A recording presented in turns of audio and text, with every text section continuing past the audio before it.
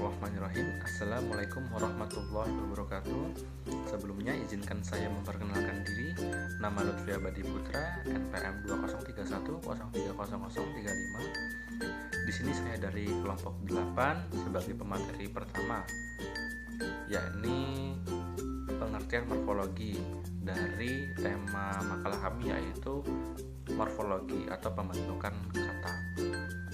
Baik, selanjutnya langsung saja ke intinya. Di sini saya akan menjelaskan tentang pengertian morfologi. Morfologi adalah salah satu cabang linguistik yang mempelajari seluk-beluk proses pembentukan kata dan perubahan makna kata. Morfologi tidak lepas dari yang namanya morfem dan kata.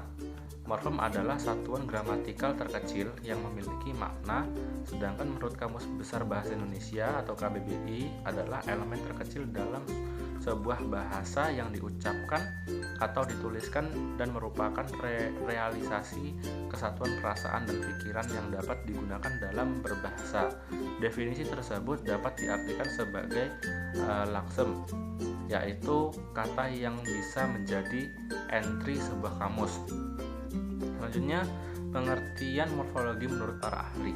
Yang pertama, menurut Zainal Arifin dan Juwaiyah, memberikan pengertian bahwa morfologi yaitu ilmu bahasa tentang seluk-beluk bentuk struktur kata. Yang kedua, JWM Verhaar memberikan pengertian bahwa morfologi merupakan salah satu cabang linguistik yang mengidentifikasikan satuan dasar bahasa sebagai satuan gramatikal tulisan. Yang ketiga, Ramlan memberikan pemahaman morfologi yaitu bagian dari ilmu bahasa yang khusus membicarakan struktur kata dan pengaruh perubahan struktur kata kepada arti kata. Dan yang terakhir, Rusmaji, morfologi merupakan kata, bagian, dan proses. Dari pengertian morfologi di atas bisa disimpulkan bahwa morfologi yaitu tata kelola bahasa yang dipakai dalam pembentukan kalimat agar sistematis dan juga mudah dicerna oleh khalayak ramai karena identik dengan proses dan penggunaannya. Baik, cukup sekian yang dapat saya sampaikan. Kurang lebihnya mohon maaf, kepada Allah saya mohon ampun. Saya akhiri, wabillahi taufiq wal hidayah. Wassalamualaikum warahmatullahi wabarakatuh. Assalamualaikum warahmatullahi wabarakatuh. Perkenalkan, nama saya Muhammad Farid Al-Fikri, NPM 2031030103. Di sini saya akan melanjutkan materi pembahasan. Proses morfologi. Proses morfologi ialah proses pembentukan kata-kata dari suatu lain yang merupakan bentuk dasarnya.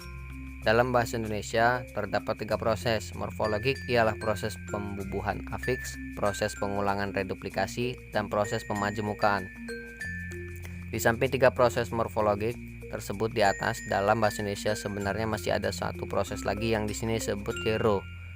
Proses ini hanya meliputi sejumlah kata tertentu, ialah kata, kata makan, minum, minta, dan mohon, yang semuanya termasuk golongan kata verbal yang transitif. Assalamualaikum warahmatullahi wabarakatuh.